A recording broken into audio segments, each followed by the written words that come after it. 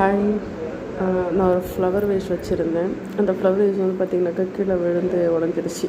இது பாருங்கள், இவர் தான் தள்ளி விட்டுட்டார். விநாயகர் வந்து சாஞ்சார். அவர் சாஞ்சதில் அது கீழே விழுந்து உடஞ்சிருச்சு.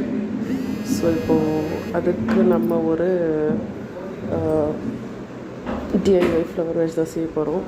அதுக்கு நான் கப்ஸ் எடுத்துருக்கேன், டீ கப்ஸு. எப்படி செய்யறதுன்னு பார்க்கலாம்.